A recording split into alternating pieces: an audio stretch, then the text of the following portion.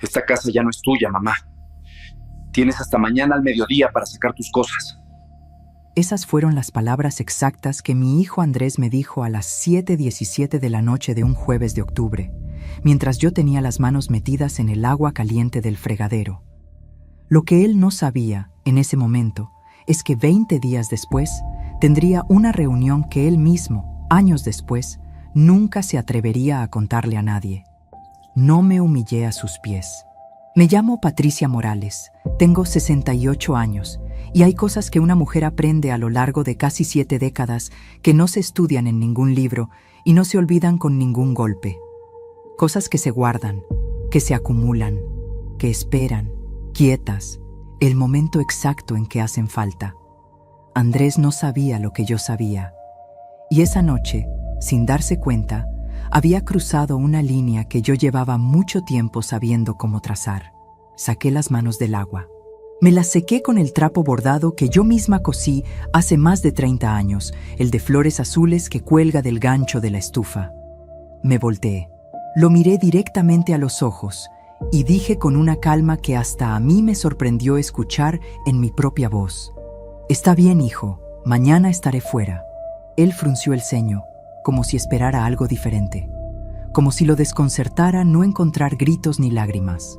Yo ya llevaba 19 días guardando algo que él nunca había visto, algo dentro de una carpeta café que vivía debajo del forro de mi maleta.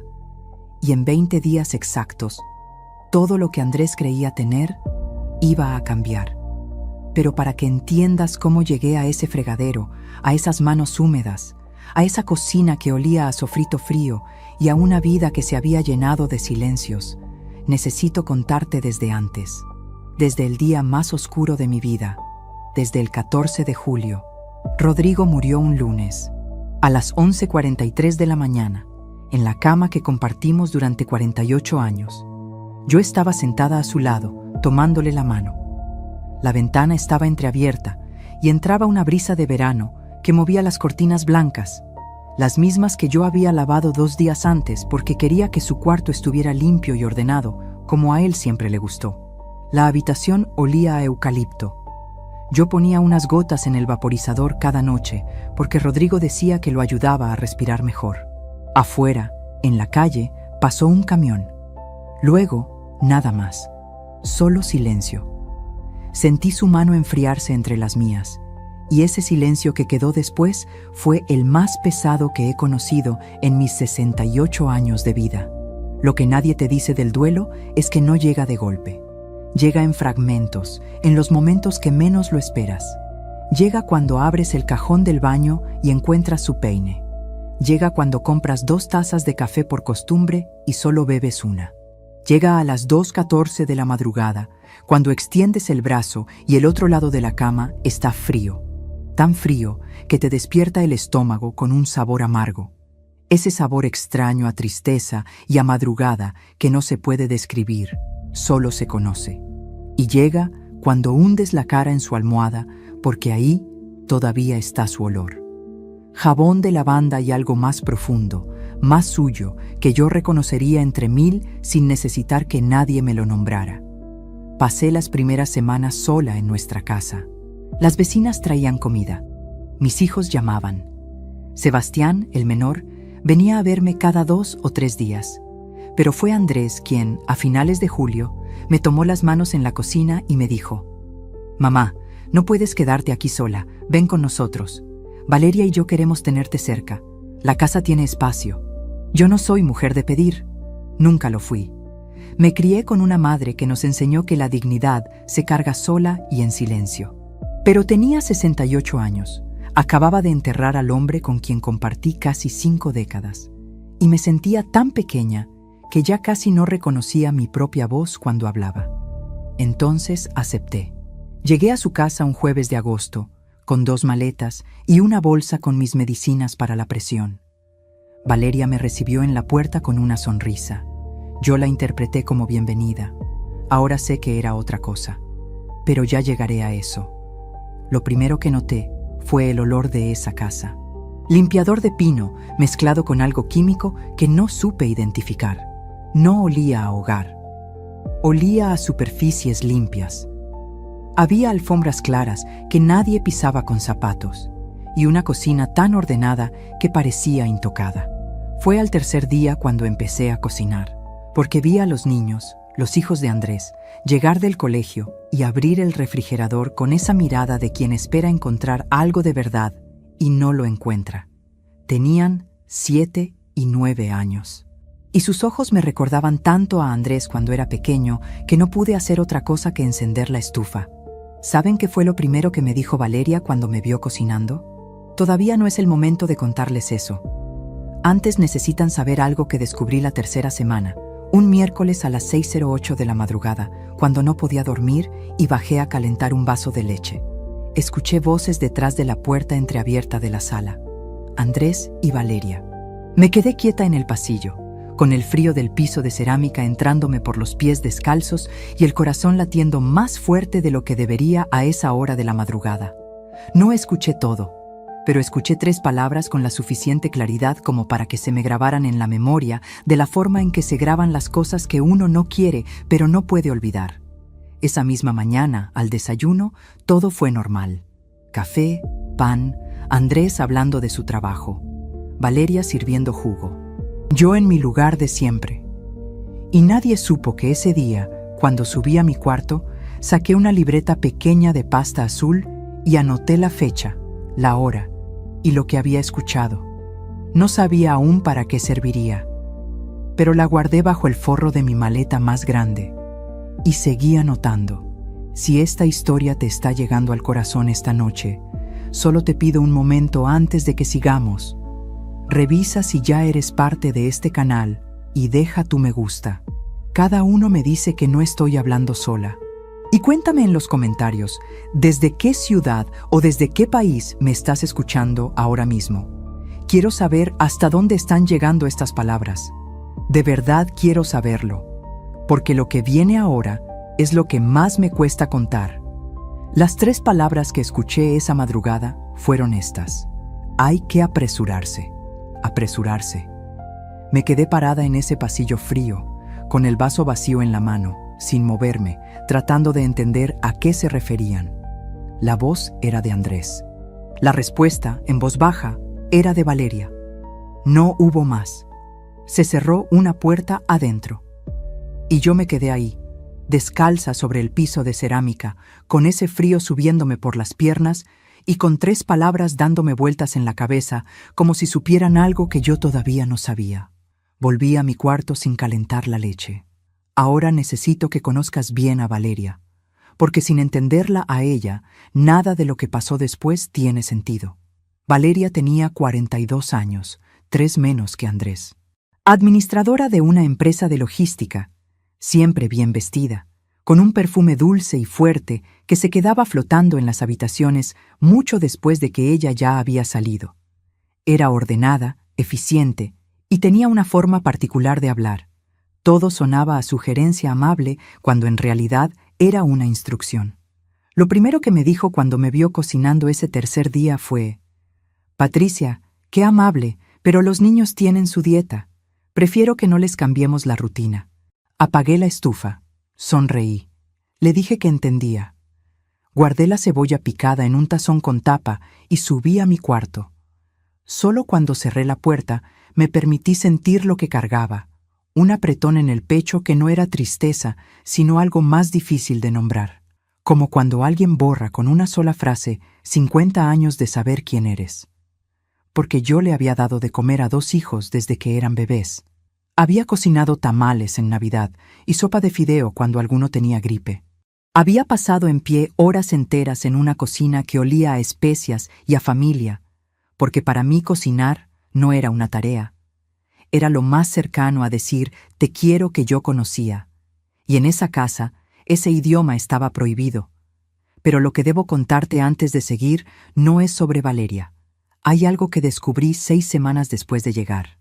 Un dato que lo reencuadró todo, que todavía no estoy lista para revelarte, porque primero necesitas ver cómo fue cambiando Andrés en esas semanas. Sin eso, lo otro no va a tener el peso que merece. Lo que sí puedo decirte es que mi libreta azul fue creciendo. Lunes 18 de agosto, Andrés llegó a las 10 de la noche sin avisar. Los niños ya dormían. No preguntó si había comido.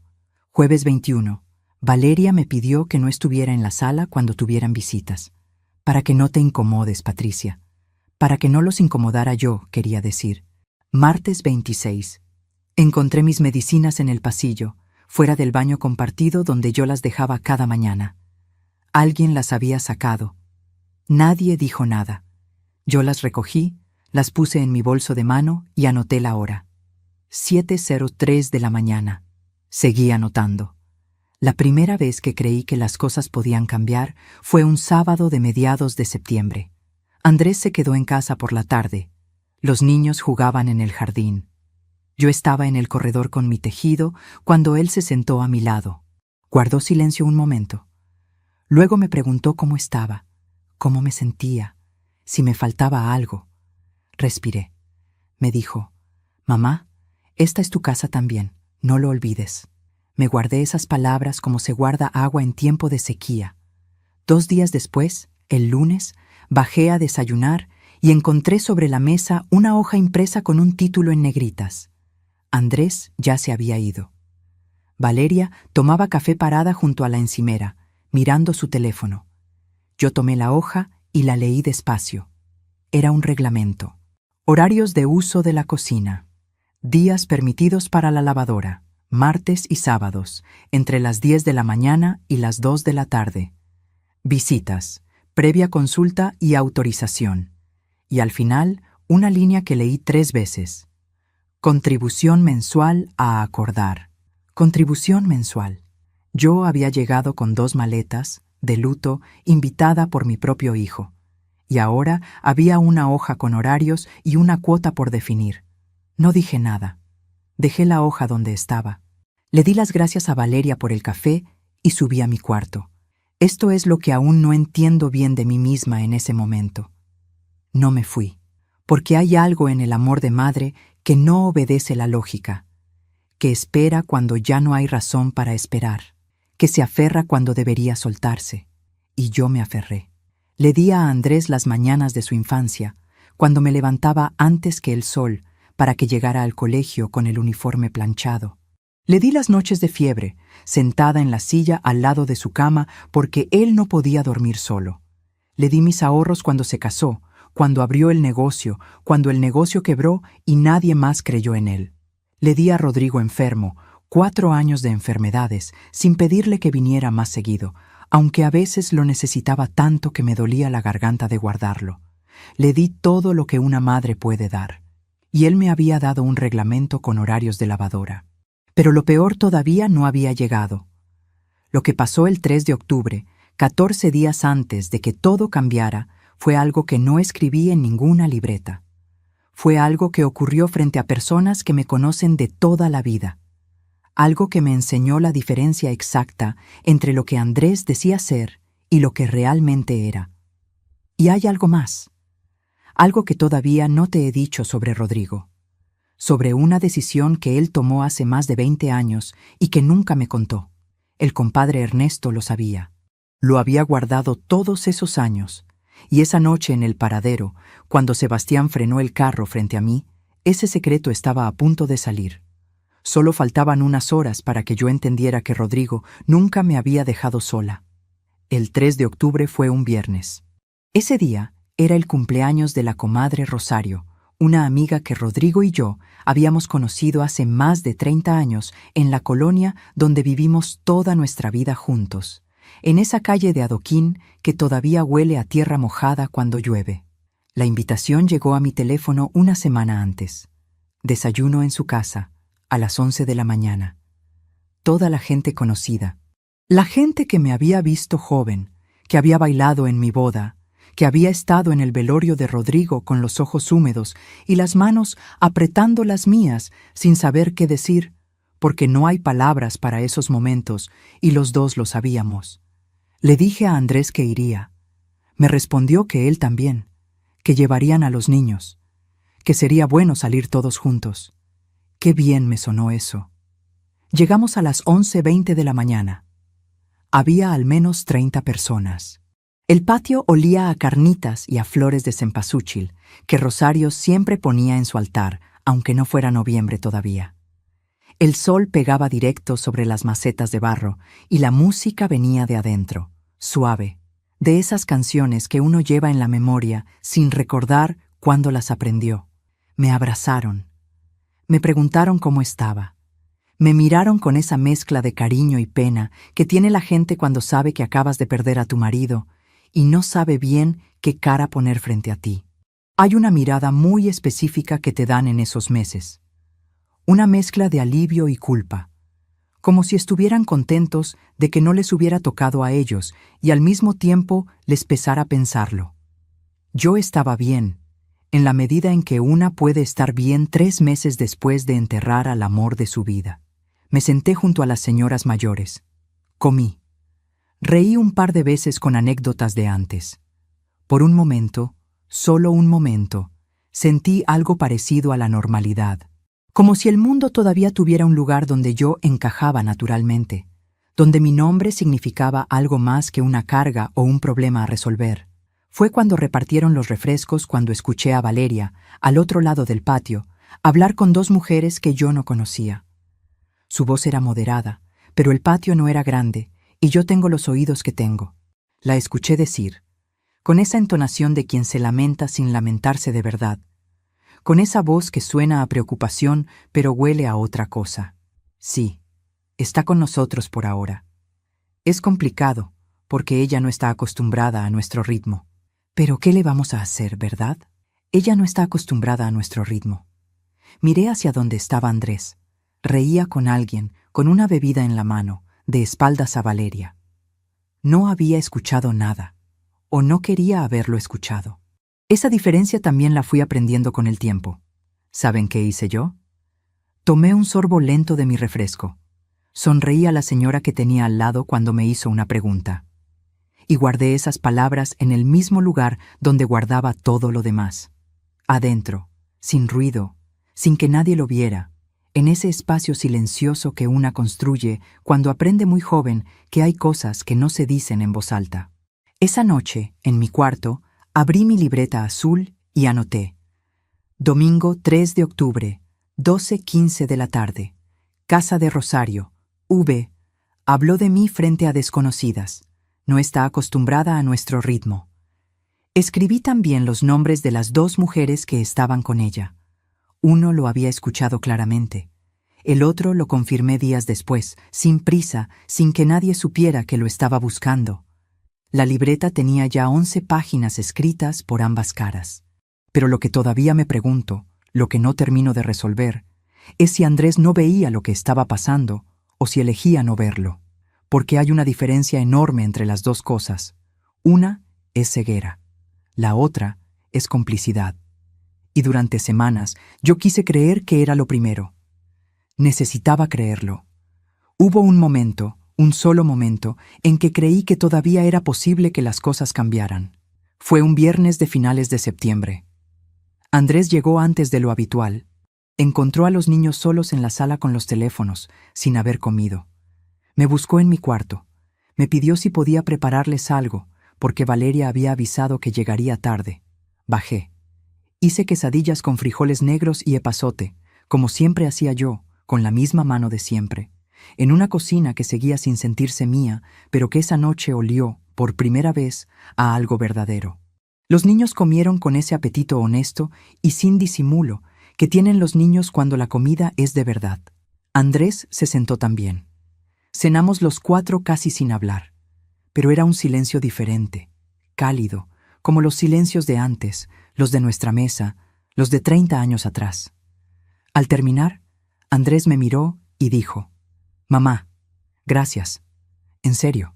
Y en sus ojos, por un segundo, vi al niño de 8 años que yo conocía de memoria. El que llegaba con las rodillas raspadas y se quedaba dormido en el sillón con la cabeza en mi regazo. Respiré hondo. Algo en mí quiso creer. 3 días después, Valeria me llamó a la sala. Estaban los 2 sentados. Sobre la mesita de centro había una hoja impresa, doblada, con esa precisión que tienen las cosas que alguien preparó con cuidado y tiempo. Andrés me la entregó sin mirarme a los ojos y me dijo, «Mamá, Valeria pensó que sería mejor dejar esto por escrito para que no hubiera malentendidos. La hoja era una segunda versión del reglamento, más detallada que la primera, más fría también. Incluía el monto de la contribución mensual, 4,000 pesos, y al final una línea que leí 2 veces, luego una tercera, para asegurarme de no estar malinterpretando. En caso de incumplimiento, se revisará el acuerdo de residencia. Acuerdo de residencia. Así llamaban a que yo viviera en la casa de mi propio hijo. No alcé la voz. No mostré nada en la cara. Solo asentí despacio, tomé la hoja con las 2 manos como se toma algo que pesa más de lo que parece, y dije con calma: déjenme leerla bien. Y subí a mi cuarto. Solo cuando cerré la puerta con llave, solo cuando me senté en el borde de la cama con esa hoja sobre mis rodillas y el silencio del cuarto cerrándose a mi alrededor, me permití temblar, no llorar. Solo temblar, despacio, desde adentro. Porque hay una diferencia entre saber que algo está mal y verlo escrito, firmado, entregado como si fuera un trámite más, como si yo fuera un trámite más. Esa hoja entró a la carpeta café esa misma noche. Sigo adelante. 4 días después de eso, un martes a las 8:45 de la noche, bajé a buscar un vaso de agua y encontré a Andrés y Valeria en la sala, frente a la computadora.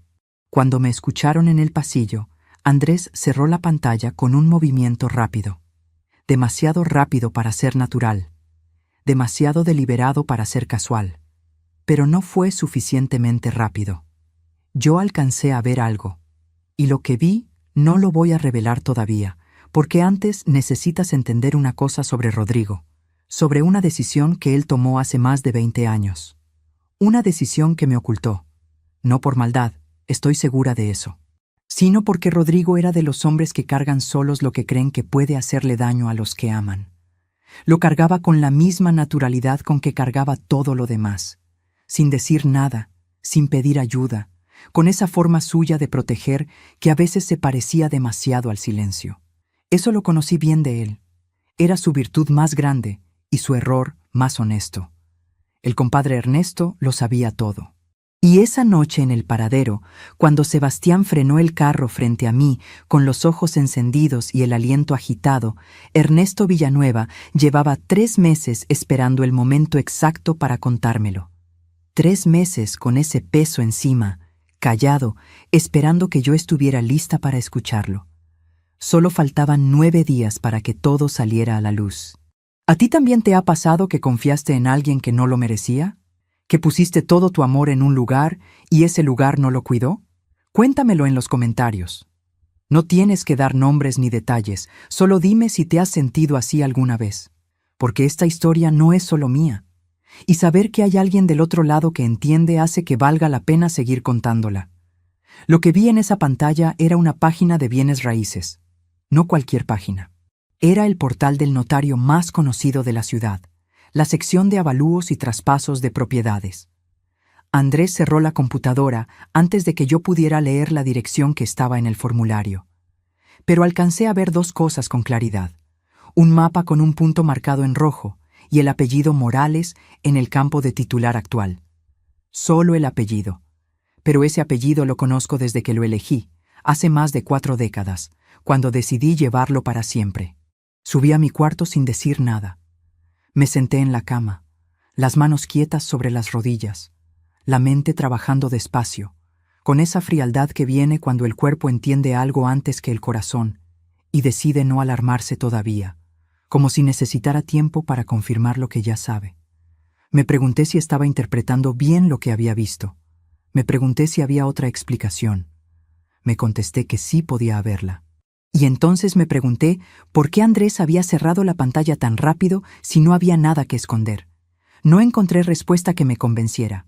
Saqué mi libreta azul. Anoté. Martes 7 de octubre, 8:52 de la noche. A. Cerró pantalla. Avalúo. Apellido Morales. Mapa con punto rojo. Guardé la libreta. Apagué la lámpara. Y me quedé despierta en la oscuridad hasta las 2:30 de la madrugada, mirando el techo, pensando en qué clase de hombre busca el avalúo de una propiedad sin decirle nada a su madre viuda que vive en su casa. pensando también en Rodrigo, en cómo él habría reaccionado, en qué me habría dicho esa noche si hubiera estado a mi lado en esa cama fría. La respuesta llegó 6 días después, pero antes de llegar, hubo algo más. El jueves 9 de octubre, Andrés llegó a la casa a las 7 de la tarde con 2 personas que yo no conocía. Un hombre de traje oscuro, con una carpeta bajo el brazo, y una mujer con una tableta en la mano, y el gesto de quien ya sabe de qué se trata todo. Los hicieron pasar a la sala. Nadie me presentó. Yo estaba sentada en el corredor con mi tejido cuando Valeria salió de la cocina. Me miró y dijo con esa voz suave que a mí ya no me engañaba: «Patricia, ¿te importaría subir? Tenemos una reunión de trabajo». Una reunión de trabajo. En la sala de su casa. Un jueves a las 7 de la tarde. Guardé el tejido. Doblé las agujas con cuidado, una sobre la otra, como si el tiempo no tuviera ninguna prisa. Me levanté despacio. Y dije, con una sonrisa tan tranquila que me sorprendió a mí misma: «Claro que sí, Valeria, sin problema». Subí. Me senté en el borde de mi cama. Y escuché, a través del piso de madera, el murmullo de voces durante 40 minutos. No distinguí palabras. Solo el tono, moderado, profesional, de gente que habla de números y plazos. El tipo de conversación que no necesita alzar la voz porque ya todo está decidido de antemano. Solo cuando se fueron, cuando oí la puerta cerrarse y el carro alejarse por la calle hasta que el sonido del motor desapareció del todo, me permití recostarme y cerrar los ojos. El techo olía a polvo viejo y a pintura nueva. Las manos me temblaban levemente, ese temblor tranquilo que viene de aguantar demasiado en silencio, de contener durante horas lo que el cuerpo querría soltar de otro modo. Afuera, un perro ladró 3 veces y luego paró. Y yo pensé en Rodrigo, en su voz, en cómo él siempre decía que la paciencia no era debilidad, que era estrategia, que los que esperan con la cabeza fría siempre llegan más lejos que los que corren con el corazón caliente. Seguí esperando. El sábado 11 de octubre, Andrés me llamó al cuarto. Me pidió que bajara. Encontré a Valeria sentada también, con las manos juntas sobre la mesa y esa postura de quien ensayó la conversación antes de tenerla. Los dos tenían ese gesto cuidadoso de quien tiene algo preparado y no sabe bien cómo empezar. Andrés habló primero. Me dijo que había estado pensando mucho, que quería que yo estuviera bien, que la situación en la casa era complicada para todos y que quería encontrar una solución justa. Respiré. Algo en mí, ese fragmento que todavía esperaba, se movió. Me dijo que habían pensado en ayudarme a encontrar un departamento pequeño cerca de ahí, que ellos podrían apoyar con los primeros meses de renta mientras yo me acomodaba, que así cada quien tendría su espacio y su tranquilidad. Lo decía con esa entonación cuidadosa de quien cree que está siendo generoso. Lo miré. Busqué en sus ojos algo que me dijera que estaba hablando de mí, que me estaba viendo a mí, a su madre, a la mujer que lo había criado, que había lavado su ropa y esperado su llegada y llorado callada el día que se fue de la casa por primera vez. Encontré algo diferente. Encontré la mirada de alguien que tiene un plan y está esperando que yo lo acepte para poder seguir adelante con él. Le pregunté, ¿y la casa de tu padre, Andrés? ¿La que quedó a nombre de los dos? El silencio que siguió duró exactamente 4 segundos. Los conté. Valeria intervino antes de que Andrés pudiera responder. Me dijo que eso era precisamente parte de lo que querían resolver, que habría que hacer unos trámites, que era lo más ordenado para todos, que así yo quedaría con liquidez y sin preocupaciones de mantenimiento. Lo dijo con la fluidez de quien repite algo que ya dijo antes, en otro contexto, para otra persona. Liquidez. Esa fue la palabra que usó, como si la casa donde Rodrigo y yo habíamos vivido 38 años, donde habían nacido nuestros hijos, donde yo había enterrado el tiempo más feliz de mi vida, fuera una inversión que había que liquidar. Asentí despacio. Dije que lo pensaría, que necesitaba tiempo.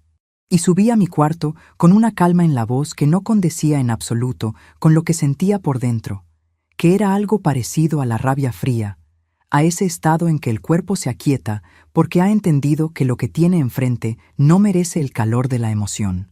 La rabia caliente grita y pierde. La rabia fría espera y gana. Esa tarde abrí la carpeta café por primera vez en días. La saqué de debajo del forro de la maleta con ese cuidado de quien toca algo valioso. Revisé todo lo que había adentro. La primera hoja del reglamento. La segunda versión con la cuota de 4,000 pesos. 3 capturas de pantalla que había tomado en silencio con mi teléfono en distintos momentos. Y algo más que había guardado 3 semanas antes. Algo que recogí del cesto de basura de la cocina un martes por la tarde cuando todos estaban fuera. No lo busqué, lo encontré. A veces las cosas que necesitas encontrar llegan solas cuando uno lleva los ojos bien abiertos. Era un recibo de una agencia de viajes. 2 boletos de avión a Cancún, hotel de 5 noches, categoría suite con vista al mar. Fecha de viaje, el puente de noviembre.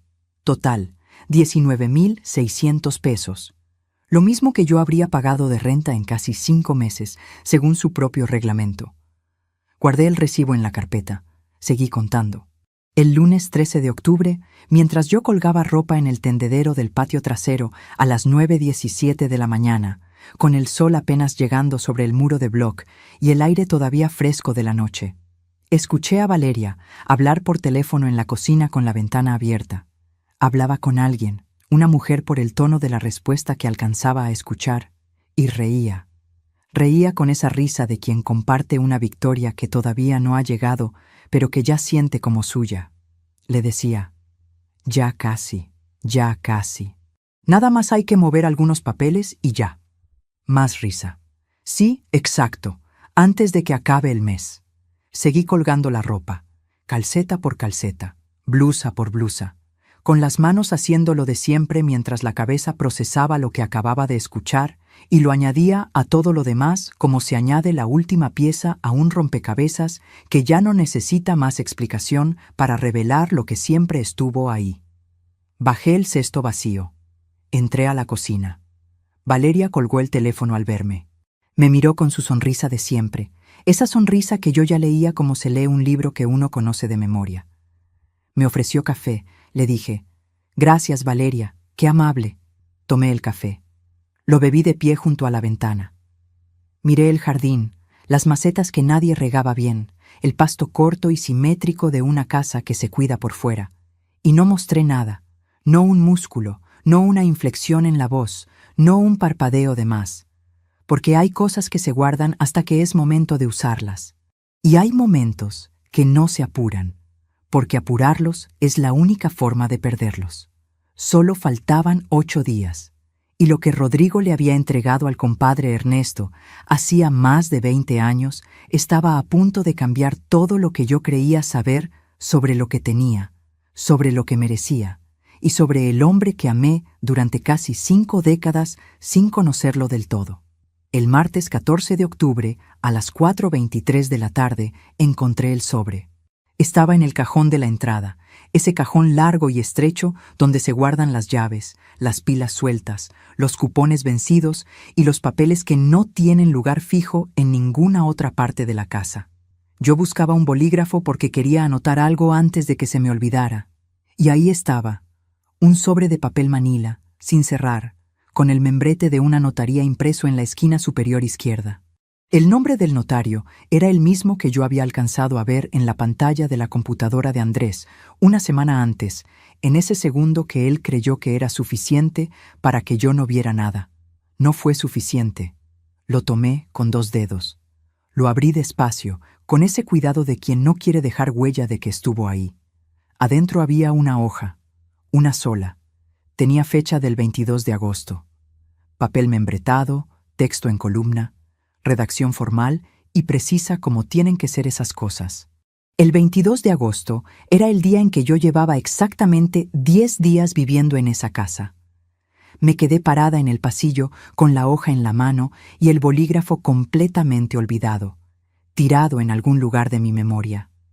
Leí con cuidado, 2 veces, para no equivocarme en ninguna palabra, para no permitirme el lujo de malinterpretar.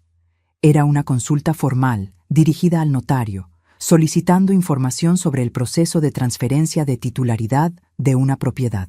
El domicilio en cuestión era el de nuestra casa, la casa que Rodrigo y yo habíamos comprado juntos en 1989 con los ahorros de años, la que quedó registrada a nombre de los dos, la que seguía siendo mía por ley mientras yo viviera, la que tenía una bugambilia en la entrada que Rodrigo plantó el año que cumplí 40. La firma al pie era de Andrés. Me sigue costando describir lo que sentí en ese momento, porque no fue una sola cosa. Fue varias al mismo tiempo, apiladas en capas, como cuando uno levanta una piedra y debajo hay más capas de tierra y más piedras y más silencio del que esperaba. Primero fue algo frío, casi clínico, la comprensión de que todo había sido planeado desde mucho antes de que Andrés me dijera que los primeros meses de renta corrían por su cuenta y que cada quien tendría su espacio y su tranquilidad. La propuesta del sábado 11 no fue una idea que tuvieron de repente en una tarde de conversación honesta. Era el paso siguiente de algo que ya estaba en marcha desde el principio, desde antes incluso de que yo llegara con mis 2 maletas y mi bolsa de medicinas para la presión. Él me había invitado a su casa sabiendo lo que haría después. Me había dado la bienvenida con una fecha ya escrita en un papel. Lo segundo que sentí fue algo más profundo, más antiguo, de esos dolores que no tienen nombre preciso porque vienen de un lugar donde uno guarda lo que más quiere y que, por eso mismo, es el lugar donde más duele cuando algo llega a golpear. Porque yo lo crié. Yo lo puse en este mundo un 6 de abril de 1981, a las 3:14 de la madrugada, después de 18 horas de trabajo de parto, con Rodrigo en el pasillo del hospital, caminando de un lado al otro porque no sabía qué más hacer con sus manos. Yo le enseñé a caminar, a leer, a persignarse antes de dormir, a pedir perdón cuando se equivocaba. Yo lo ayudé a pagar la primera mensualidad de su negocio cuando los bancos le dijeron que no, sin pedirle nada a cambio, sin guardar recibo, porque eso no es lo que hacen las madres. Y él llevaba 4 semanas mirándome servir café en su cocina, recibir el reglamento de su casa con una sonrisa, contestarle que sí a todo, mientras ya tenía firmado un papel con la fecha en que empezaría a moverme de su camino. 4 semanas viéndome, sin ver nada de lo que veía. Pero lo tercero fue lo que más importa. Lo tercero fue calma. Una calma fría, limpia, de la que viene cuando el cuerpo decide que ya no hay más lugar para sorprenderse y que la única respuesta posible es moverse con precisión, no con rabia, no con prisa, con precisión. Fotografié la hoja con mi teléfono. La doblé exactamente como estaba, con los mismos pliegues en el mismo orden. La puse de vuelta en el sobre. Volví a poner el sobre en el cajón, en la misma posición, con el mismo ángulo en que lo había encontrado. Cerré el cajón. Y subí a mi cuarto como si hubiera ido únicamente a buscar un bolígrafo y no lo hubiera encontrado. Añadí las fotos a la carpeta del teléfono que había creado el 18 de agosto y que tenía ya 73 archivos adentro. 74 a partir de ese día. Guardé el teléfono. Me quedé un momento sentada mirando la maleta grande en el rincón del cuarto, ese azul oscuro que conocía de tanto viaje, de tanto aeropuerto, y pensé que adentro, bajo el forro, seguía estando todo lo que necesitaba. Y entonces hice algo que no había hecho en todo ese tiempo. Abrí el directorio de mis contactos, busqué un nombre que no había marcado en más de 2 años y llamé. Era Leticia Bernal, una amiga de los tiempos del juzgado, mujer de carácter y pocos aspavientos, ahora retirada pero con los contactos necesarios y con la memoria intacta de quien pasó décadas viendo pasar casos como el mío. Le conté lo suficiente para que entendiera sin contarle más de lo que necesitaba saber. Me escuchó sin interrumpirme, sin hacer ruidos de lástima, sin decirme pobrecita ni nada parecido. Al final me preguntó si tenía documentación. Le dije que sí. Me preguntó cuánta. Le dije, suficiente. Entonces me dijo, Patricia, guarda todo, absolutamente todo, y no hagas nada todavía. Déjame hacer una consulta primero y te aviso. Le dije que esperaría. Eso sí sabía hacerlo. Colgué. Me quedé sentada en el borde de la cama con el teléfono sobre las rodillas y el cuarto en silencio. Afuera, los niños llegaron del colegio y escuché sus voces subiendo por las escaleras. Esa energía ruidosa y limpia que tienen los niños cuando todavía no saben lo que está pasando a su alrededor. El olor a lluvia entraba por la ventana entreabierta. Uno de esos olores que recuerdan a tierra mojada, a tarde de infancia, a algo que existía antes de que todo se complicara. Y yo pensé en Rodrigo, en su costumbre de decir que los problemas solo se resuelven cuando uno deja de tenerles miedo, que el miedo nubla, que la calma aclara, que la diferencia entre perder y ganar, muchas veces, es simplemente quien aguanta más tiempo sin perder la cabeza. Tenía razón, como casi siempre tenía razón. Los días siguientes fueron extraños de una manera que solo yo podía notar. Andrés y Valeria seguían con su rutina normal, sus tiempos, sus conversaciones sobre el trabajo y los niños y el fin de semana. Nadie mencionó el sobre. Nadie preguntó si yo había revisado el cajón. La casa funcionaba como siempre. Comidas a sus horas, niños al colegio, Valeria entrando y saliendo con su perfume dulce y sus respuestas breves. Andrés llegando por las noches con ese gesto de cansancio calculado que yo había aprendido a leer de manera diferente desde hacía semanas. Todo igual en la superficie, solo que yo ya era otra persona sentada a esa misma mesa. Y la mesa no lo sabía. El jueves 16 de octubre, a las 11:18 de la mañana, me llegó un mensaje de Leticia. 2 líneas, sin adornos, como era ella. Decía: Patricia, eso que me describiste es una irregularidad documentable. Hay un contacto que necesitas ver. Escríbeme cuando puedas. Leí el mensaje 2 veces. Lo guardé en la misma carpeta del teléfono donde estaban los 74 archivos. Y guardé el teléfono en el fondo de mi bolso con la misma calma con que se guarda algo que tiene mucho peso y uno no quiere que se le note en la cara. Esa noche, el jueves, Andrés llegó a las 7 de la tarde. Entró a la cocina. Yo lavaba los platos con las manos metidas en el agua caliente y el trapo bordado de flores azules colgando del gancho de la estufa. Y me dijo, con esa voz de quien ya tiene todo decidido y solo está cumpliendo con el protocolo de comunicarlo, como si fuera un trámite más entre los muchos trámites que había estado haciendo en silencio. Esta casa ya no es tuya, mamá. Tienes hasta mañana al mediodía para sacar tus cosas. Ya saben lo que hice, ya saben lo que dije.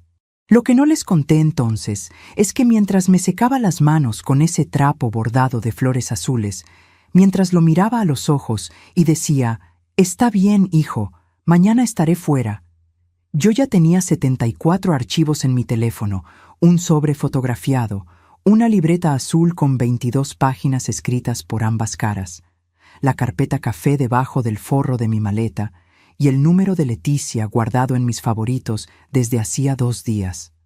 Andrés creyó que me había ganado. No sabía que la partida llevaba semanas jugándose en silencio, en cajones que él creía suyos, a través de pisos de madera que creía que solo él escuchaba, en una cocina que olía a su vida, pero que guardaba la mía intacta, debajo del forro de una maleta azul que nunca se había ido a ningún lado. Mientras esperaba en ese paradero, no sabía que faltaban apenas unas horas para que el compadre Ernesto y yo tomáramos una decisión que ninguno de los dos tomaría a la ligera, porque ninguno de los dos era de los que actúan por rabia ni por venganza. Solo por justicia. Por esa justicia tranquila que no necesita gritar para hacerse escuchar. Antes de seguir, dime una cosa. ¿Desde qué ciudad o desde qué país me estás escuchando en este momento? Escríbelo en los comentarios. Me lo imagino mientras narro.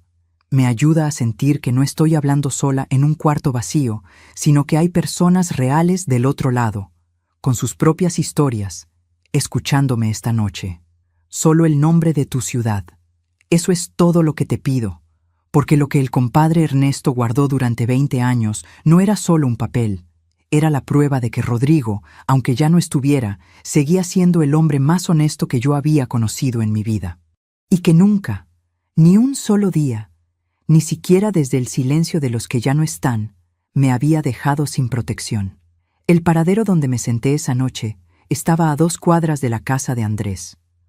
Una banca de metal pintada de verde, con un farol encima que parpadeaba cada cierto tiempo como si estuviera cansado. Me senté con la maleta pequeña entre los pies y la bolsa de mano sobre las piernas. El metal de la banca estaba frío a través de la tela de mi falda.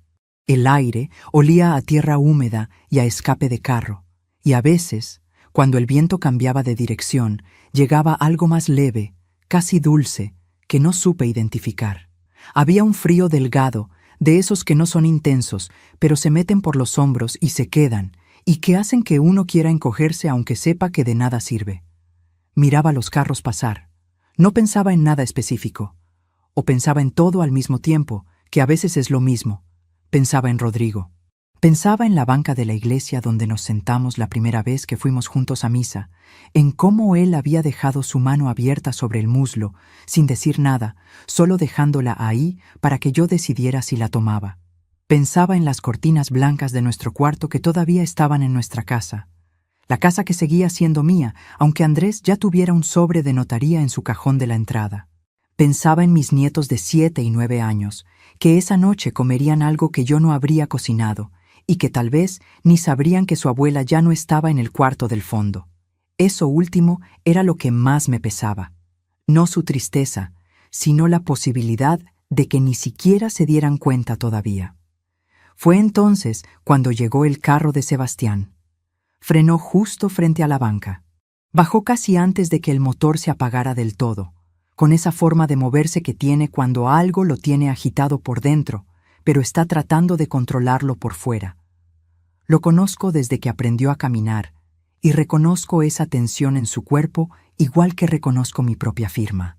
Sebastián tiene 41 años y heredó de Rodrigo los ojos oscuros y la costumbre de pensar antes de hablar. Pero esa noche sus ojos no estaban tranquilos. Estaban llenos de algo que yo todavía no sabía nombrar. Algo que se parecía al miedo, pero que también podía ser alivio. Me tomó las manos. Las mías estaban frías, las suyas calientes. Me dijo: «Mamá, el compadre Ernesto llegó esta tarde desde Guadalajara. Dice que trae algo de papá. Algo que guardó desde hace más de 20 años. Dice que es urgente, que no puede esperar más». Hizo una pausa. Me miró. «Dice que papá le pidió que te lo diera si algún día lo necesitabas». Entré al carro sin hacer preguntas. No hacían falta. Sebastián manejó 40 minutos hacia el sur de la ciudad por una carretera que yo conocía de antes, de los domingos en que Rodrigo y yo íbamos a visitar a la gente del rancho donde él había crecido. El camino olía igual que entonces, a pasto mojado y a humo de leña de alguna casa lejana. Yo miraba por la ventana sin hablar. El paisaje era oscuro, apenas interrumpido por luces dispersas que aparecían y desaparecían entre los árboles. Tenía la maleta en el asiento de atrás y la carpeta café apretada contra el costado, dentro de la bolsa de mano. La sentía ahí, como siempre la había sentido estas semanas, como un peso que también era una certeza, algo que dolía y al mismo tiempo sostenía. Sebastián tampoco habló mucho. Solo una vez, a mitad del camino, dijo en voz baja: «Mamá, yo no sabía lo que Andrés estaba haciendo, te lo juro». Le puse la mano en el brazo. Le dije que lo sabía, y lo sabía de verdad. La casa de Ernesto Villanueva era pequeña, de paredes color ocre y una bugambilia que trepaba por la barda delantera con una abundancia desordenada, como si nadie le hubiera dicho hasta dónde podía llegar. Había luz en todas las ventanas. Ernesto nos esperaba en la puerta. Tenía 73 años, el cabello completamente blanco, y esa forma de estar de pie que tienen los hombres que han cargado cosas pesadas toda la vida y ya las soltaron, sin amargura. Nos abrazó a los dos. A mí me abrazó más tiempo. No dijo nada durante ese abrazo. Solo me dejó estar ahí unos segundos, con la mejilla contra su hombro y el olor a café y a campo que siempre había tenido, y eso fue suficiente. Entramos. La sala olía a café recién hecho y a madera vieja. Y había una fotografía de la Virgen en la pared del fondo que yo no había visto antes, pero que me pareció familiar de todas formas. De esa manera en que ciertas cosas se sienten conocidas, aunque sea la primera vez que las miras. Sobre la mesa había una caja de cartón, mediana, cerrada con cinta adhesiva amarilla. Ernesto se sentó frente a nosotros. Juntó las manos sobre la mesa, con una calma que parecía acostada, y empezó a hablar. Me dijo que Rodrigo había ido a verlo a Guadalajara en el invierno de 2003, que había llegado sin avisar, un miércoles, con una caja bajo el brazo y esa expresión que Ernesto reconocía bien en él, la de cuando tenía algo importante que decir y no encontraba bien las palabras, que se habían sentado exactamente como nosotros ahora, con café en las manos, en esa misma sala, con esa misma luz amarilla sobre la mesa, que Rodrigo le había dicho: «Compadre, si a mí me llega a pasar algo antes que a Patricia, y si algún día ella lo necesita de verdad, quiero que le des esto. No antes, solo si de verdad lo necesita». Ernesto hizo una pausa. Me miró. Cuando Sebastián me llamó esta mañana y me contó lo que estaba pasando, supe que ese momento había llegado. Cortó la cinta de la caja con un cuchillo pequeño. La abrió con cuidado, como si adentro hubiera algo vivo. Adentro había documentos en sobres ordenados, una bolsa de tela verde cerrada con un cordón, y encima de todo, un sobre blanco con mi nombre escrito a mano, la letra de Rodrigo. Me quedé mirando ese sobre unos segundos sin tocarlo. Esa letra redonda y firme que yo había visto toda mi vida en notas pegadas en el refrigerador, en tarjetas de cumpleaños, en los márgenes de los libros que él leía y que nunca pudo evitar rayar, como si los libros fueran conversaciones y él siempre tuviera algo que responder. Esa letra que yo creía no volver a ver en algo nuevo, en algo que todavía no había leído, en palabras que él había escrito para mí y que yo aún no conocía. Lo tomé con las dos manos, lo abrí despacio y empecé a leer. No voy a repetir cada palabra. Hay cosas que pertenecen solo a los que las vivieron. Pero sí voy a decirles lo que Rodrigo había hecho, lo que había estado haciendo en silencio, sin decirme nada, durante años. Lo que guardó para mí con la misma discreción con que guardaba todo lo que amaba. En 2003, después de que Andrés pasó por una crisis económica severa y Rodrigo tuvo que ayudarlo con una cantidad que casi vació nuestros ahorros, mi marido tomó una decisión. Fue a un notario de Guadalajara, un hombre que no conocía a ninguno de nuestros hijos, y estableció un fideicomiso, un instrumento legal que ponía nuestra casa, la casa que compramos juntos en 1989, bajo una protección específica.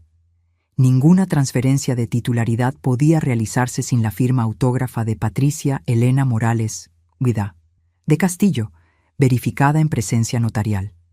Cualquier trámite de venta, cesión o traspaso iniciado sin ese requisito era nulo de pleno derecho. Rodrigo había pensado en todo. Había previsto lo que yo no pude prever. El notario al que Andrés había consultado, el del membrete en el sobre del cajón, no sabía que ese fideicomiso existía. O no lo había buscado, o alguien no se lo había dicho, pero existía. Llevaba vigente 23 años, y Ernesto tenía los originales, guardados en esa caja de cartón con cinta amarilla, esperando el momento exacto en que yo los necesitara. Dentro de la caja también había algo más, la bolsa de tela verde. Ernesto la acercó hacia mí sin decir nada. La abrí.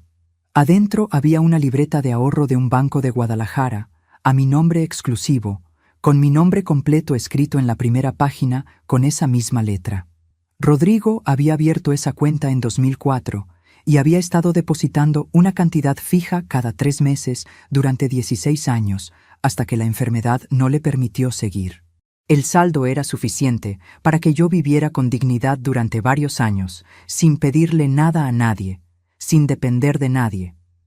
No había gastado ese dinero en nada. No lo había tocado ni en sus 4 años de enfermedad. No lo había mencionado ni una sola vez.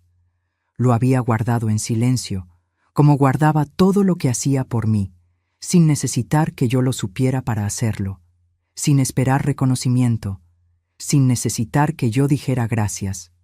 Levanté la vista de la libreta. Sebastián tenía los ojos brillantes. Ernesto miraba la mesa con esa quietud de quien ya ha llorado su parte y ahora solo acompaña. Y yo estaba en ese estado que está más allá del llanto, ese lugar donde el cuerpo no sabe si lo que siente es dolor o gratitud, o las dos cosas juntas, revueltas, sin poder separarse, sin que tenga sentido separarlas. Rodrigo nunca me había dejado sola, ni un solo día, ni siquiera desde el otro lado. Le había dado a Ernesto instrucciones precisas en esa carta. Si Patricia necesita la casa, usa el fideicomiso. Si Patricia necesita recursos, usa la cuenta. Si Patricia necesita tiempo, dale tiempo. Nunca la presiones. Confía en ella. Confía en ella. Ahí estaban sus palabras, escritas en tinta azul en una hoja de papel que tenía 23 años y olía levemente a ese jabón de lavanda que yo reconocería entre 1000, entre 10.000, entre todos los olores del mundo que he conocido y los que me faltan por conocer. Sebastián me preguntó en voz baja qué quería hacer. Pensé en la libreta azul, en las 22 páginas, en los 74 archivos del teléfono, en la carpeta café con el reglamento, el recibo de Cancún, las capturas de pantalla, la foto del sobre del notario, en Leticia Bernal y su mensaje del jueves esperando respuesta, en Andrés con su sobre en el cajón y su plan que llevaba meses armando mientras yo servía café en su cocina y él me miraba como si ya hubiera ganado. Pensé en Rodrigo.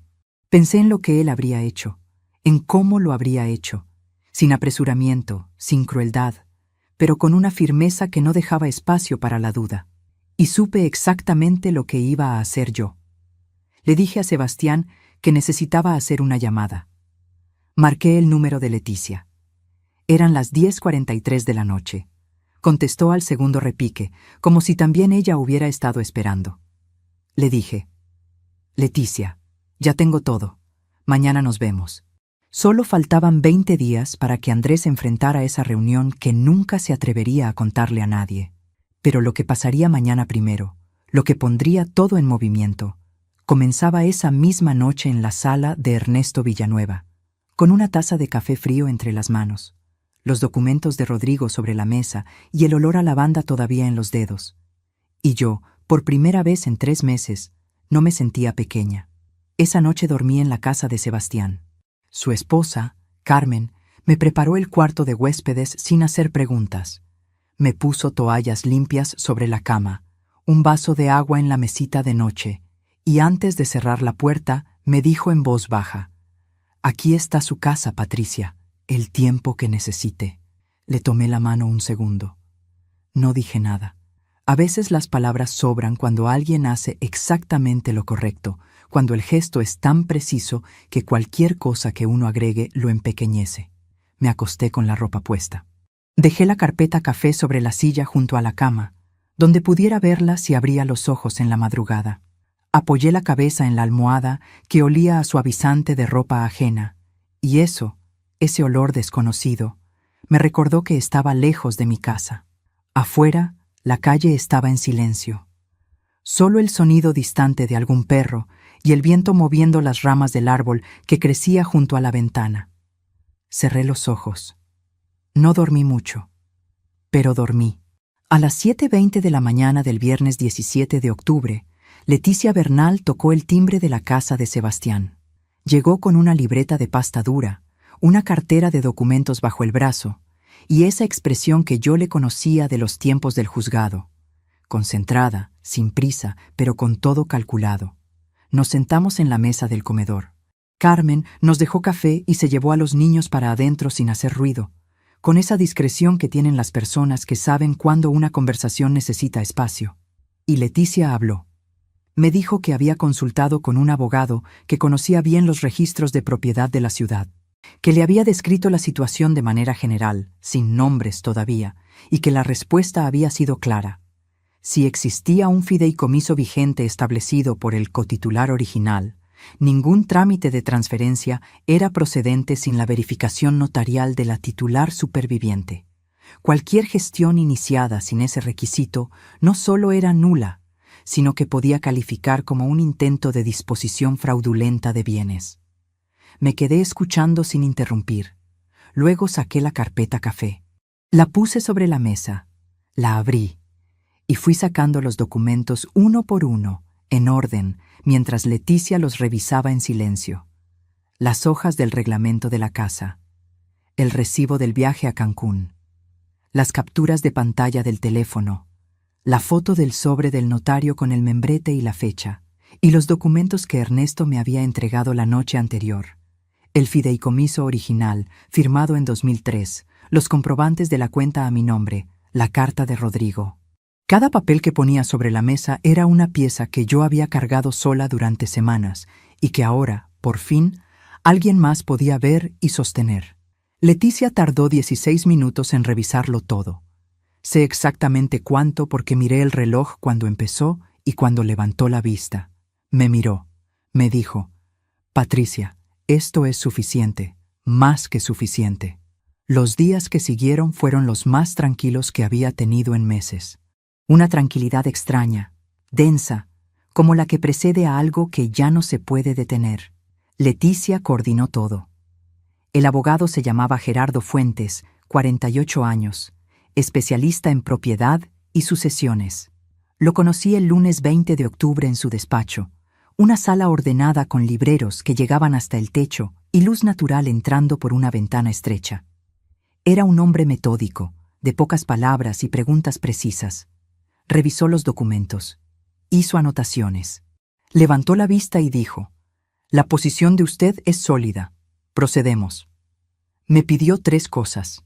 Primero, no contactar a Andrés ni responder si él me contactaba a mí.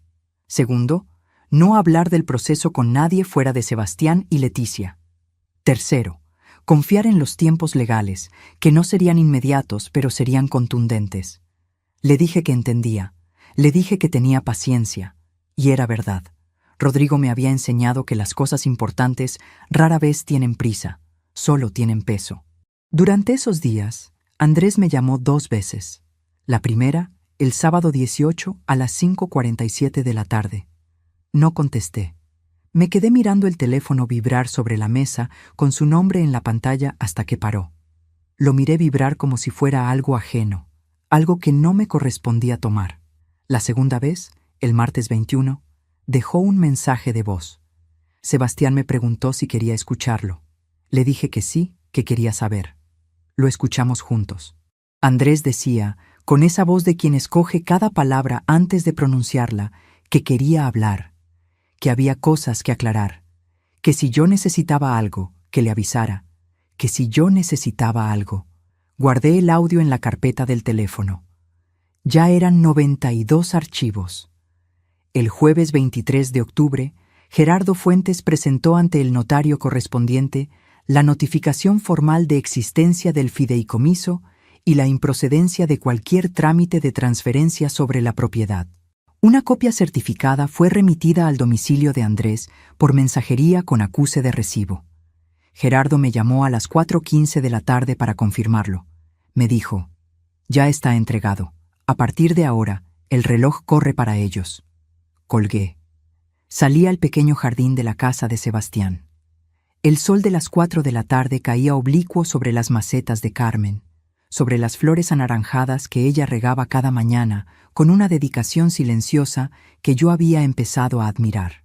Olía a tierra mojada, a flores, a algo que no supe nombrar en ese momento, pero que ahora reconozco como alivio, como el primer momento en que el cuerpo recuerda que puede soltarse. Rodrigo tenía razón. La calma aclara. Los días siguientes fueron silenciosos de parte de Andrés.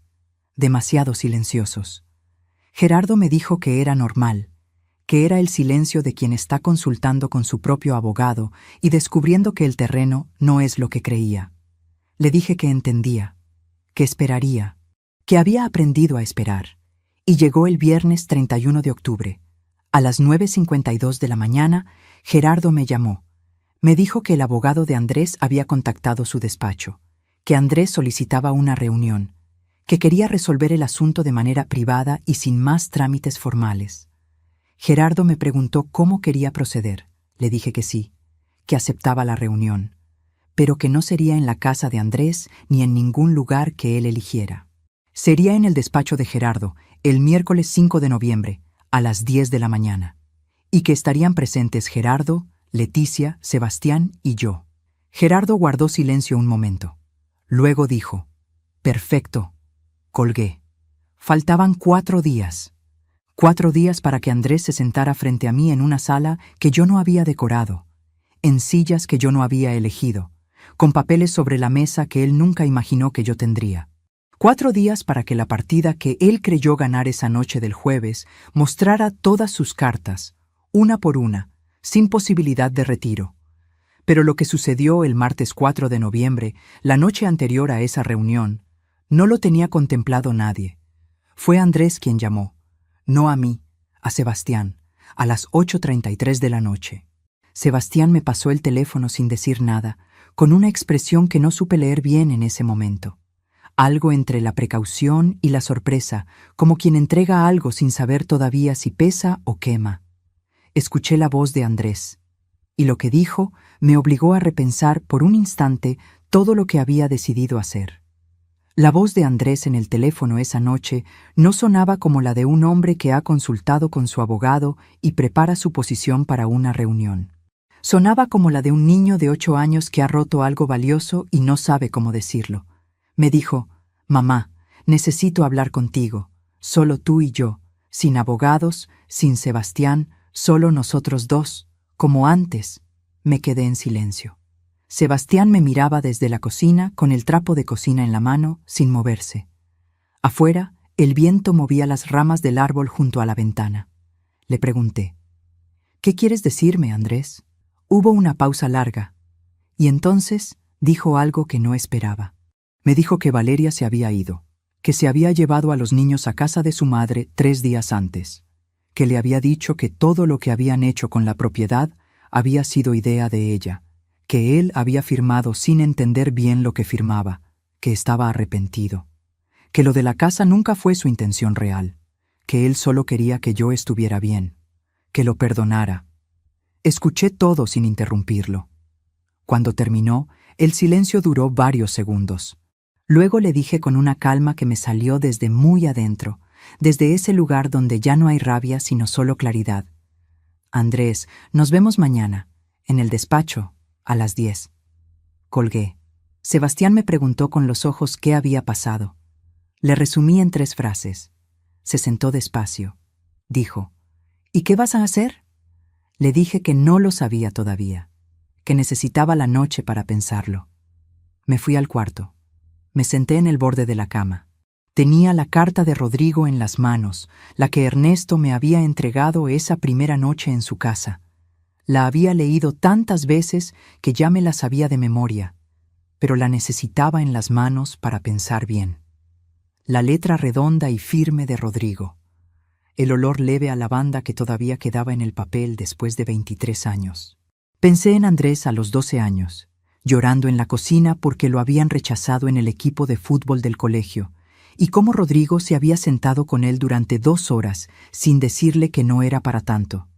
Pensé en la cara de Andrés el día de su boda, buscándome entre la gente del salón hasta encontrarme, y cómo me había guiñado el ojo desde el altar. Pensé en esa cena de quesadillas en octubre, en sus ojos cuando dijo gracias, en ese segundo donde vi al hijo que yo conocía de memoria. Y pensé en el sobre del notario con fecha del 22 de agosto, en el reglamento con cuota mensual, en Valeria riendo al teléfono, ya casi, en esa noche del jueves con las manos en el agua caliente del fregadero y su voz diciéndome que tenía hasta el mediodía del día siguiente. La sangre no garantiza el amor, eso lo sabía yo, pero tampoco lo cancela para siempre, si hay algo real debajo de todo el daño. Estuve despierta hasta la 1:17 de la madrugada. Y cuando finalmente supe lo que haría, apagué la lámpara y cerré los ojos. Tú, que me estás escuchando ahora mismo, quiero preguntarte algo antes de contarte lo que pasó esa mañana, porque esta fue la decisión más difícil que tomé en todo este tiempo. No fue conseguir los documentos, no fue llamar a Leticia, no fue aceptar la reunión. Fue esto que estaba a punto de hacer. Y no estoy segura de que todo el mundo lo haría igual que yo. ¿Tú qué habrías hecho en mi lugar? ¿Habrías ido a esa reunión con toda la fuerza de los documentos, de la ley, del fideicomiso, de los 92 archivos, y habrías dejado que la justicia corriera sin freno? ¿O habrías hecho lo que hice yo? Dímelo en los comentarios. De verdad quiero saber qué piensas. El miércoles 5 de noviembre amaneció nublado. Un gris tranquilo, sin amenaza de lluvia todavía, con ese olor a ciudad mojada que se queda pegado en el aire cuando el cielo no termina de decidirse. Salí de la casa de Sebastián a las 9:15 de la mañana con mi bolso de mano y la carpeta café adentro. Me puse el saco beige que uso para las cosas importantes, el mismo que usé en el funeral de Rodrigo, el mismo que usé cuando fui al juzgado por última vez antes de jubilarme. Llegué al despacho de Gerardo Fuentes a las 9:48 de la mañana. Leticia ya estaba ahí. Sebastián llegó 5 minutos después. Nos sentamos en la sala de juntas. Una mesa rectangular, 6 sillas, una ventana con vista a la calle. Olía a papel y a café de máquina. Andrés llegó a las 10:03, solo, sin abogado. Entró con esa postura que yo reconocía de cuando era adolescente y sabía que había hecho algo mal y no encontraba cómo acomodar el cuerpo. Nos miró. Me miró a mí. Había algo en sus ojos que yo no le había visto desde hacía mucho tiempo. Desde antes de Valeria, desde antes del negocio, desde antes de que la vida lo fuera llenando de cosas que fueron tapando lo que era de verdad. Se sentó frente a mí. Gerardo tomó la palabra primero. Explicó con precisión y sin adornos la situación legal. El fideicomiso de 2003. La improcedencia del trámite iniciado por Andrés. La documentación completa que respaldaba la posición de Patricia Elena Morales. Habló durante 14 minutos. Andrés escuchó con la cabeza levemente inclinada, las manos juntas sobre la mesa, sin interrumpir. Cuando Gerardo terminó, el silencio que quedó tenía peso. Andrés levantó la vista, me miró directamente y dijo en voz baja: «Mamá, no tengo cómo justificar lo que hice». No lo interrumpí. Dijo que Valeria lo había convencido de que era lo más ordenado, lo más práctico, que yo estaría mejor con liquidez que con una propiedad que mantener. Que él había querido creerle porque era más fácil que admitir lo que realmente estaba pasando. Que se había dejado llevar. Que firmó papeles sin leerlos bien porque no quiso leerlos bien. Que la noche que me dijo que me fuera, una parte de él sabía que estaba cometiendo el error más grande de su vida y eligió decirlo de todas formas. Que lo sentía de verdad. Yo lo escuché hasta el final. Lo miré a los ojos durante todo el tiempo que habló.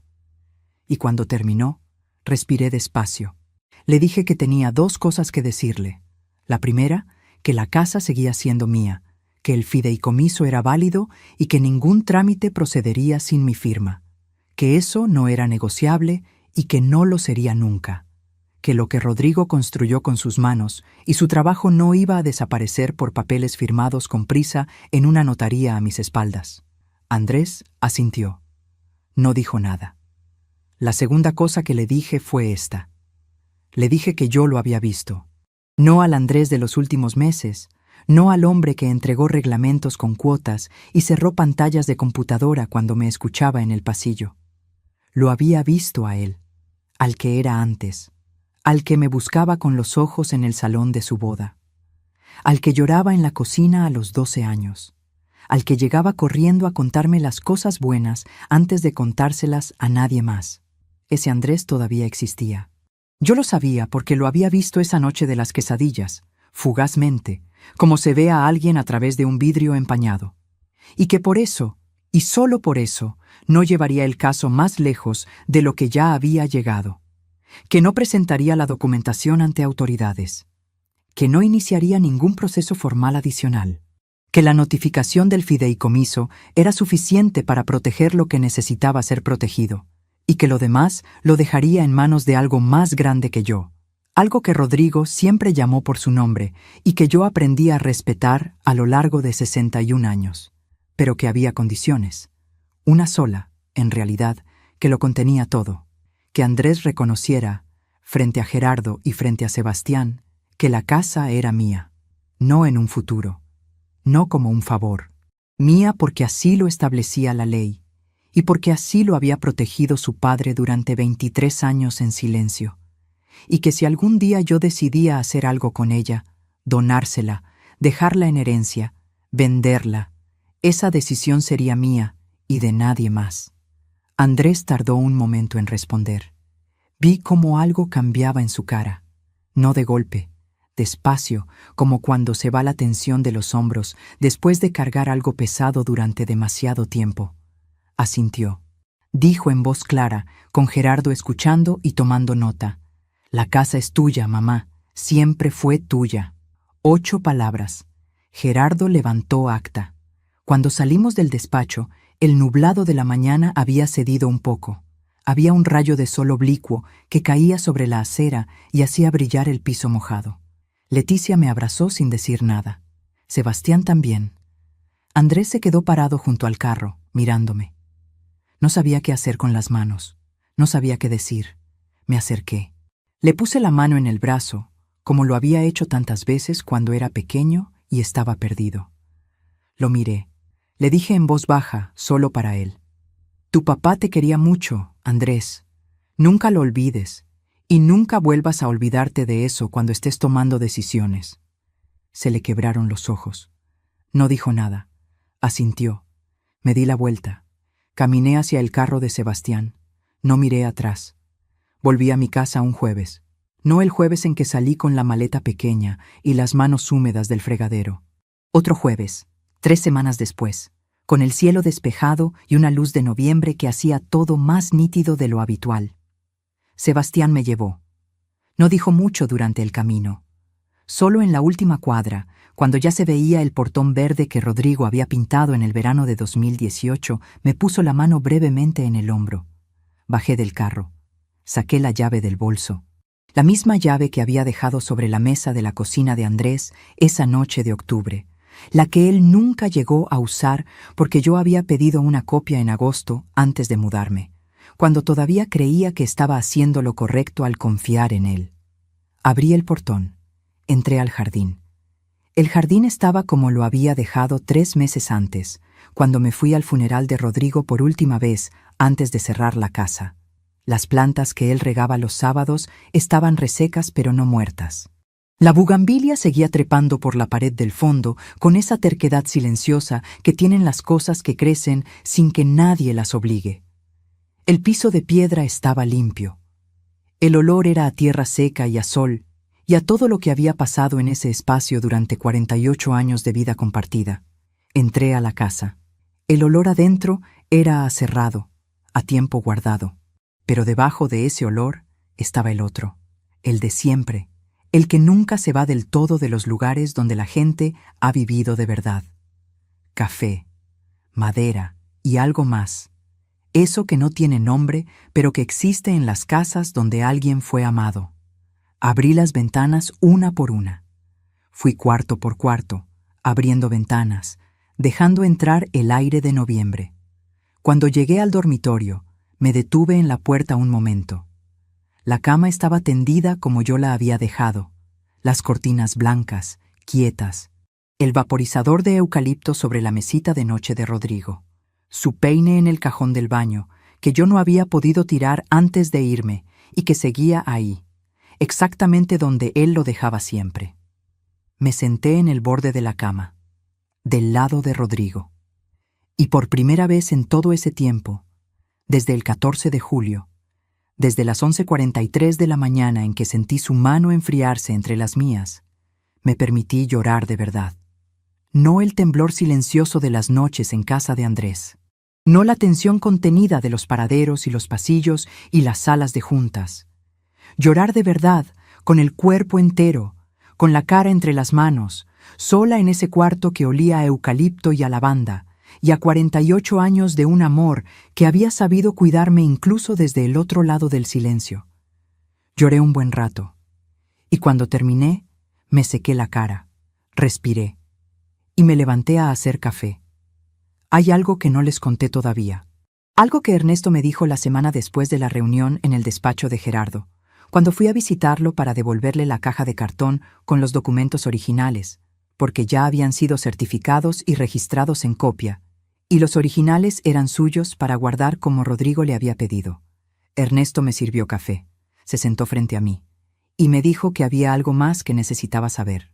Algo que había guardado también, no en la caja, sino adentro, porque no sabía si decírmelo o no, y había esperado el momento en que yo estuviera lista para escucharlo. Me dijo que Valeria lo había llamado por teléfono por primera vez en febrero. Febrero de ese año. 5 meses antes de que Rodrigo muriera. 5 meses antes de que yo supiera siquiera que mi marido tenía los días contados. Lo había llamado fingiendo ser una conocida de la familia que quería saludarlo. Le había preguntado, con rodeos, si él sabía algo sobre propiedades o bienes que Rodrigo tuviera a nombre de la familia. Si había algo que él supiera y que los hijos debieran conocer. Ernesto le dijo que no sabía de qué le hablaba. Colgó. Y llamó a Rodrigo esa misma tarde. Rodrigo escuchó todo en silencio. No dijo nada durante un momento. Luego le dijo: «Compadre, creo que es momento de que actualicemos algunos papeles». Eso fue lo que aceleró el proceso. No el fideicomiso en sí, que ya existía desde 2003, sino la decisión de Rodrigo de añadir la cuenta bancaria a mi nombre, de actualizar los documentos, de escribir la carta. Fue Valeria, sin saberlo, quien le dio a Rodrigo la señal que necesitaba para terminar de prepararme lo que yo encontraría esa noche en la casa de Ernesto. Me quedé mirando el café en la taza. Pensé en Rodrigo en febrero, enfermo, con el cuerpo cediendo despacio, tomando el teléfono para llamar a su compadre después de que una mujer que él nunca conoció de verdad intentó averiguar lo que tenía. Pensé en él haciendo esos trámites en silencio, sin decirme nada, protegiéndome de un peligro que yo ni siquiera había visto todavía. Pensé en su letra en el sobre blanco, en las palabras: «Confía en ella». Rodrigo no me abandonó. Rodrigo me preparó. Hay una diferencia enorme entre las dos cosas, y entender esa diferencia fue lo que más me costó y lo que más me sanó. Eso pasó hace 4 meses. Hoy vivo en mi casa, la misma de siempre. El jardín está mejor que cuando llegué en noviembre porque le dedico los sábados por la mañana, que era cuando Rodrigo lo regaba y que ahora son míos de una forma diferente, una forma que mezcla su ausencia con mi presencia y que todavía estoy aprendiendo a nombrar. Leticia viene a tomar café los miércoles. Sebastián y Carmen traen a los niños los domingos. Y hay días tranquilos, muchos días tranquilos, que antes de todo esto no sabía apreciar como los aprecio ahora. Con Andrés las cosas son lentas, como deben ser cuando algo se rompe de verdad y se está reconstruyendo sin prisa y sin mentiras. Nos hablamos. A veces viene solo, sin avisar demasiado, y se sienta en la cocina y tomamos café. No hablamos de lo que pasó, no todavía. Pero hay algo que se está acomodando despacio, como esas piezas de cerámica rota que algunos restauran con oro en las grietas para que la fractura se vea, pero no avergüence. Algún día hablaremos, y cuando lleguemos a ese día, quiero estar lista para escucharlo de verdad. Lo que aprendí de todo esto no cabe en una sola frase. Pero si tuviera que quedarme con algo, una sola cosa para cargar de ahora en adelante, sería esto: que el amor verdadero no siempre habla.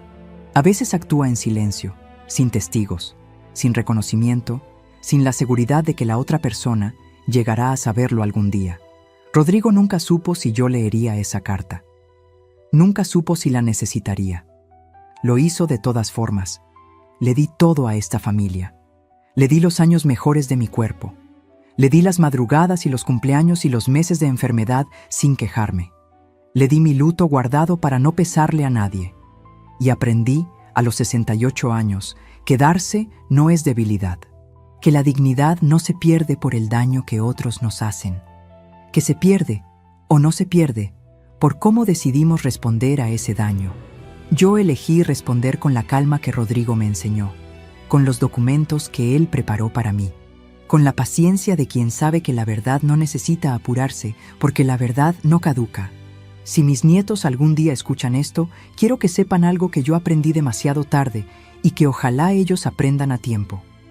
Que respetar a quien te dio la vida no es un favor. Es lo mínimo que se puede hacer por alguien que puso todo lo que tenía en que tú existieras. Y que las casas no son paredes ni escrituras. Son el lugar donde alguien te esperó siempre con la luz encendida. La última vez que Andrés vino a visitarme, se quedó parado en la puerta del jardín un momento antes de entrar. Miró la bugambilia, miró el portón verde, me miró a mí y dijo en voz baja, casi para él mismo: «Esta casa siempre ha sido tuya, mamá». Le abrí la puerta y le dije: «Pasa, hijo, el café está listo».